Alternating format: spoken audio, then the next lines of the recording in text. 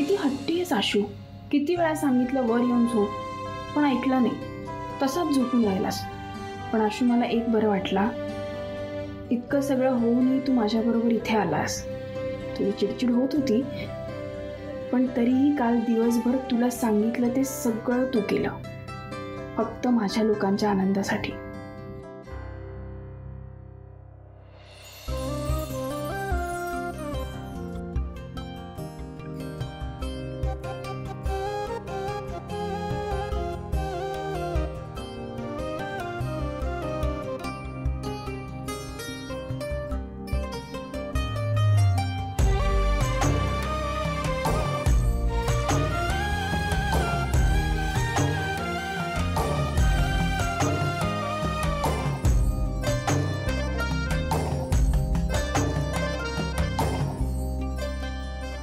आशू, काय माहित तू आपलं नातं कधी मान्य करणार, पण एक नक्की, देवाने जुळवून आणलेलं नातं आहे हे. सहजासहजी नाही तुटणार. एक दिवस तू मला बायको म्हणून नक्की स्वीकारशील, आणि तो दिवस माझ्या आयुष्यातला सगळ्यात भारी दिवस असेल.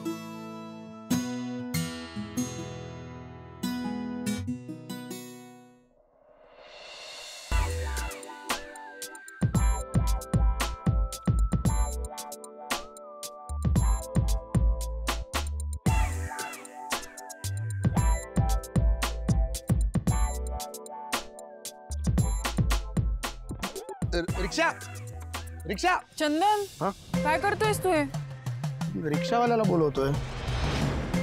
आणि तू अशी एवढी तयार होऊन का आलीस? का आलीये म्हणजे आपण चाललोय ना. नाही, प्लॅन चेंज झाला असेल तर मला फारच आनंद होईल. नाही नाही दिव्या, प्लॅन वगैरे काही चेंज नाही झाला. पण मग गाडी कुठे आपली? अरे अगं, ते तुला सांगायचं विसरलो मी राणी. गाडी परत पाठवली मी घरी. का असं का केलं असशील तू? अगं, कारण आपण जर त्या गाडीत गेलो ना तर बाबा किती इझिली ट्रॅक करतील आपल्याला, व त्यांना कळेल की हे किती ऐशोआरामात जगतायत आणि आपल्याला आजोबांना खुश करायचं आहे. म्हणून मी गाडी परत पाठवली. तुझ्या बाबांच्या टेस्ट आणि आजोबांची तत्व सगळं माझ्याच वाटेला का? अगं, कारण देवाने तुला सिलेक्ट केलं यासाठी. त्यांनी पाहिलं ना की ही सगळं हँडल करू शकते, म्हणून. करावं लागतंय मला. तुझ्याशी लग्न केलंय ना, त्याची फळं भोगतीये. दिव्या, हो, मला सांग आता काय करायचंय? आता आपण अगोदर रिक्षा पकडायची. कॅब बुक कर ना त्यापेक्षा. तू वेडी आहेस का दिव्या? चंदन, नीट बोलायचा. Sorry sorry sorry sorry. अगं, पण कॅबने जरी गेलो ना तरी तेच होणार. आजोबांना वाटेल बघा कॅब मधनं आले, जगतात ऐशो आरामात, म्हणून. वाटू दे ना. दिव्या, हे बघ, हे सगळं मी नाही करू शकत. तू जरा समजून घे ना यार, मी हे सगळं तुझ्यासाठीच तर करतोय. म्हणून मग काय आपण रिक्षाने जायचंय? होय. चंदन, तुझी इच्छा आहे मी असं रिक्षात बसावं. तू माझा काहीच विचार करत नाही का? बायको आहे ना मी तुझी. अगं, विचार करतोय म्हणून तर एवढं सगळं ऍडजस्ट करतोय ना दिव्या. काय तू पण. आणि एकदा रिक्षात बसल्याने काही बिघडत नाही. प्लीज. रिक्षा चल. काय होणार आहे माझं कोणास ठाऊक.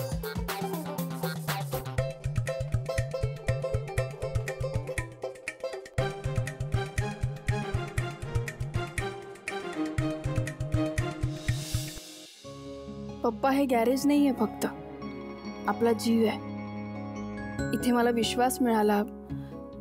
मुलगी असले तरी आपण हे काम करू शकतो. मुलं जेव्हा बाहुलीसोबत खेळायची तेव्हा मी या टूलकिट बरोबर खेळायचे. सगळं काही गॅरेज आहे आपलं. पप्पा, मी तुम्हाला शब्द दिला होता, आयुष्यभर गॅरेज सांभाळी. पण वाईट याचं वाटतं की लग्नानंतर तुम्हाला दिलेला शब्द मी पाळू नाही शकले. कसला विचार करतेस? चला, उचला पाना आणि लागा कामाला. काय? लग्नानंतर मुलींना माहेर परकवत नाही. चला चला, लागा कामाला. पप्पा, सॉरी. का? तुम्हाला दिलेलं वचन पाळू नाही शकले म्हणून. कोण असं म्हणते की तू मला दिलेला शब्द पाळला नाहीस? मी तुला जे काही सांगितलं ना, सगळं केलंस तू. कसं काय? मी तुला सांगितलं होतं ना की ह्या घराची जबाबदारी आता तुझ्यावरती उचललीस तू. हे गॅरेज त्याचाच एक भाग. तू गॅरेज सांभाळलंस आणि घरी चालवलंस. जेव्हा जेव्हा वेळ आली तेव्हा तेव्हा ह्या घरासाठी तू उभी राहिलीस. शिवा, अगं बहिणीच्या लग्नासाठी काही नाही केलंस तू, पण दिव्याला त्याची जाण नाही. पण या घराचा मान राखण्यासाठी तू लग्नासाठी उभी राहिलीस. शिवा, मला खरंच अभिमान वाटतो. मी शिवाचा बाप आहे. पप्पा, पण मला गॅरेजवर काम सुरू करायचंय लवकरात लवकर. कसं करू मी? काय करू? गॅरेजची चिंता करूच नकोस. अगं तू तुझ्या मित्रांना एकदम भारी तयार केलेस. उत्तम सांभाळते ते गॅरेज. माझाही आहे विश्वास त्यांच्यावर, पण लग्नानंतर मला हे असं काम सोडावं लागेल असं नव्हतं वाटलं. अगं सोडलेस कुठे? काही काळासाठी थांबवलेस बस. म्हणजे तुम्हाला वाटतं मी हे काम परत सुरू करू शकीन? 100%. अहो, पण कधी, कसं, कुठून? मी घरी कसं सांगू? खरं तर मला काम लवकरात लवकर सुरू करायचंय. कसं, कधी, या सगळ्यांना उत्तर एकच: संयम. आणि तो खूप महत्वाचा आहे. त्याची वेळ यावी लागते आणि ती वेळ आली की मग परिस्थितीला वेळ बदलायला वेळ लागत नाही. कितीही कठीण वेळ होऊ दे, पण संयम महत्वाचा. प्रत्येक गोष्टीला एक वेळ असते आणि त्या त्या वेळेला ती गोष्ट घडत असते. ही वेळ निघून जाईल असं ठरव आपल्या मनाशी. शिवा, लग्न ही तुझ्या आयुष्यातली खूप मोठी आणि महत्वाची गोष्ट आहे ना. आणि आता तर महिनाभर झालाय ग. पुढे का आयुष्य पडलंय आणि महिनाभर नाही केलं तर पुढे करताच येणार नाही असं तर नाहीये ना.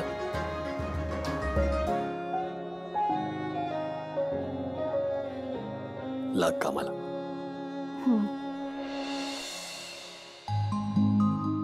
सीता, अगं तू पण बसून घे ना. आम्हाला काही लागलं तर घेऊ.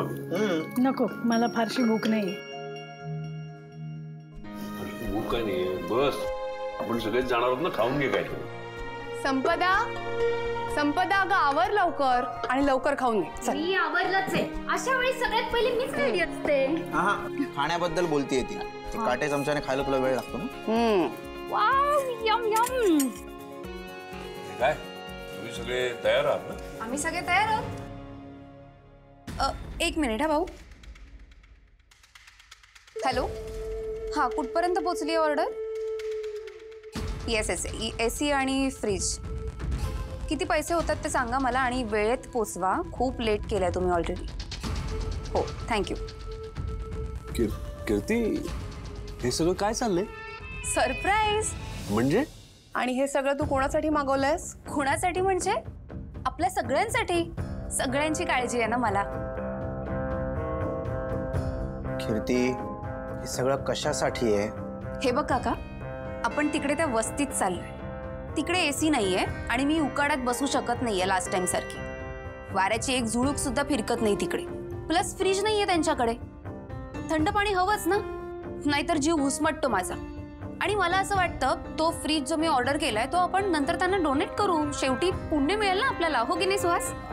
हो हो, म्हणजे कीर्ती, हे अति करू नकोस.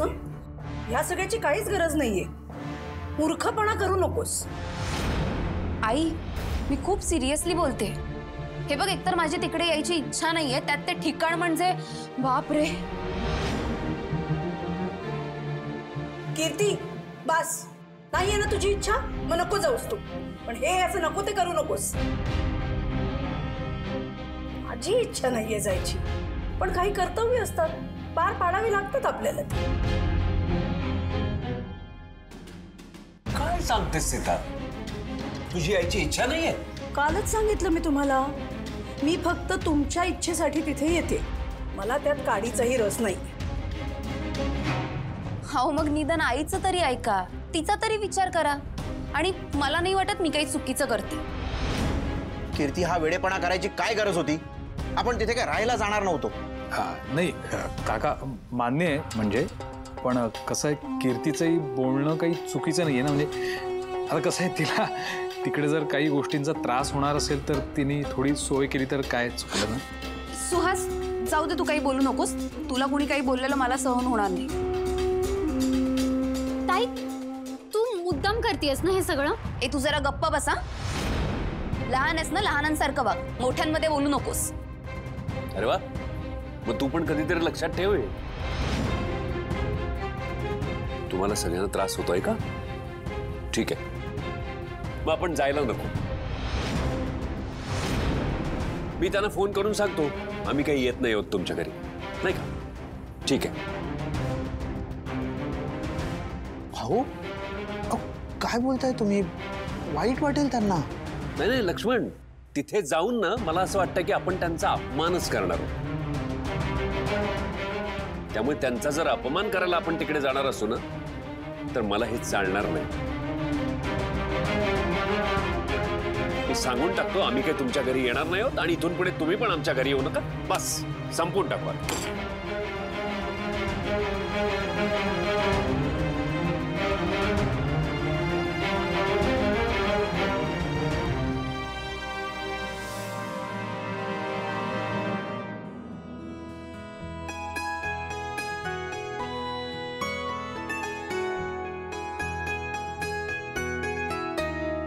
अरे शिवा, ओके आहे ना गॅरेज? खूप भारी ठेवलाय गॅरेज तुम्ही. मग ठेवणारच. बाई, तुझ्या वडिलांनी तुझ्यावरती जबाबदारी दिली आणि ती जबाबदारी तू आम्हाला दिली, मग आम्ही एवढे तर करूच शकतो ना. आणि कसं आहे, आपण आपलं घर चांगलंच ठेवतो.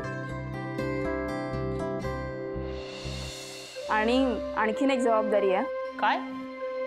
म्हणजे हे घर जसं सांभाळताय तसं ते घरही सांभाळा. मला आई आणि आजीचं टेन्शन आहे जरा. त्यात दिव्या पण सापडली नाही अजून. अगो, ती दिव्यत आहे ना.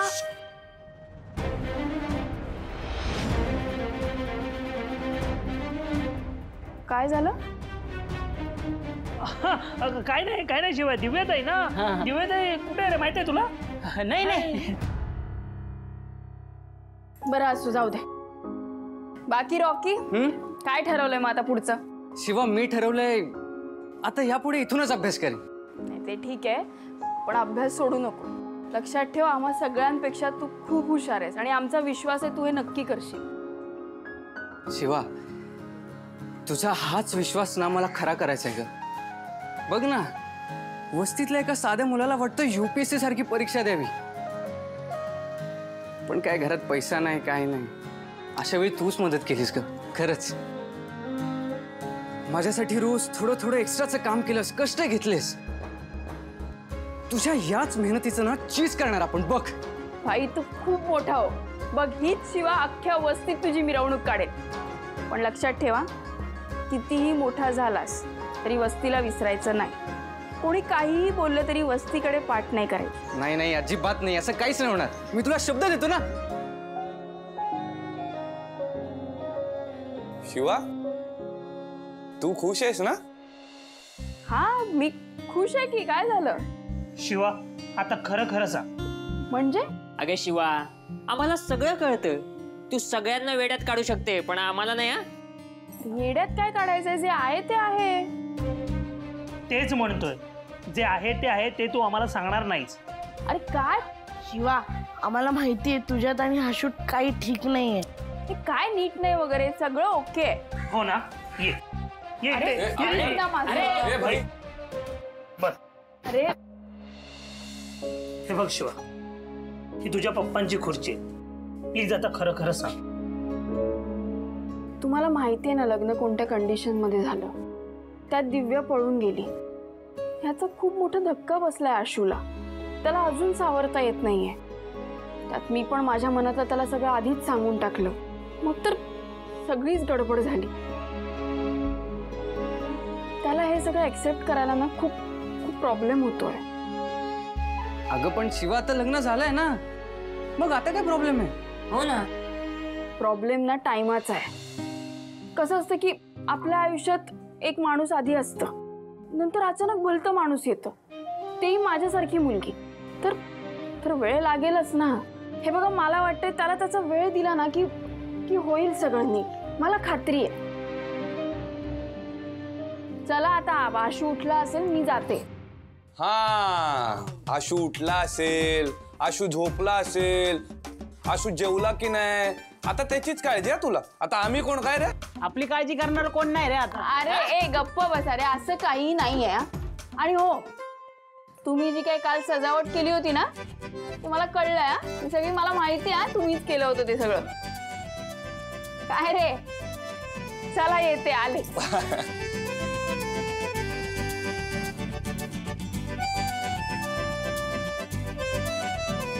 भाई किंवा अशीच खुश पाहिजे यार आयुष्यभर. शिवाची आणि आशूची जोडी एक नंबर वाटते ना. अरे मग काय बाई. अरे जावई बापू, तुम्ही बसा ना, मी चहा आणते. हा बसा. हा बसतोय. मग काय आशू, झोप झाली का? हो झाली. आजींना ना आजींच्याच स्टाईलनी हँडल करायला लागेल.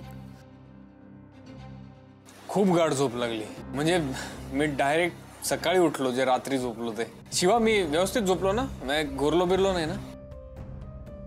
नाही. जाऊ बाबा, चहा. थँक्यू. बिस्किट बी घ्या की. हे बघा, आता लग्नाचे समदे इदी झालेत का नाही, गोंधळ झाला, समद काय झालेलं आहे.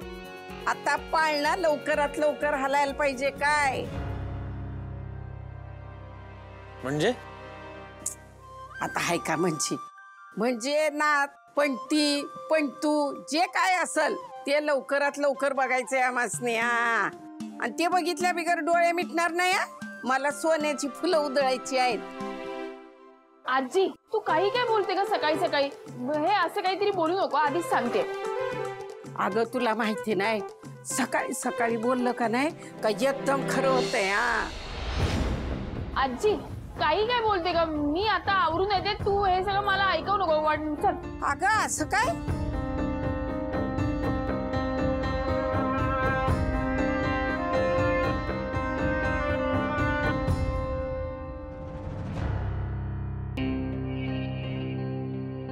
अगं चहा देतेस ना? एक चहा द्यायला किती वेळ लागतो? घ्या. काय हे?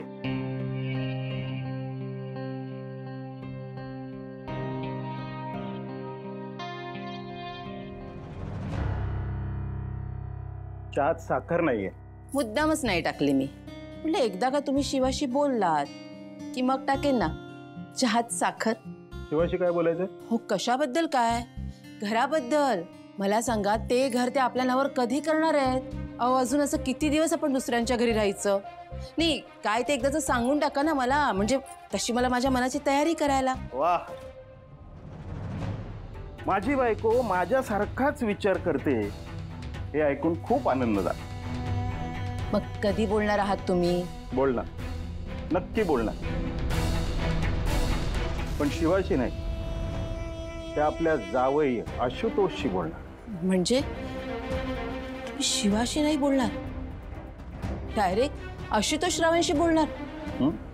पण ते तर आपले जावई आहेत ना. पण त्याचं आणि आपल्या शिवाचं पटत नाही. काय सांगताय काय? तू बघितलं नाही? त्या अशा गोष्टी बघायला ना बारीक नजर लागते, आणि ही बारीक नजर त्या जगदीशकडे आहे. ते सगळं जाऊ दे, मला सांगा आता नेमकं तुम्ही करणार काय? एक ठिणगी टाकणार. या आशुतोष नावाच्या वणव्यामध्ये फक्त एक ठिणगी टाकणार. विचार कर, या आशुतोषला जर मी सांगितलं की आम्हाला फसवून हे त्या घरात राहताय, तर काय होईल? काय गवंदी? हा, ज्यूस कुणासाठी? अहो, जावई बापूंना भूक लागली असेल ना, म्हणून म्हटलं हे देऊया जरा. अगं पण तुझे जावई बापू आहेत कुठं? म्हणजे इथे नाही येत ते? आता असते तर विचारलं असतं काय तुला? ते पण शिवानी, अगं जावई बापू कुठे आहेत? इथे नाहीये का? अगं मग आता आहेत काय? नाही, मी आता फ्रेश होऊन आले, तर मला नाही माहिती, आज तर नाहीये. अगं अशी कशी तू? कुठे गेले जावई बापू? तुला सांगून गेले नाहीत? नाही, मला काही नाही सांगून गेला. कुठे गेले असतील ते? एकतर धड इथलं काही माहिती नाही त्यांना. थांब, मी फोन लावते. 1 मिनिट थांब. बघ.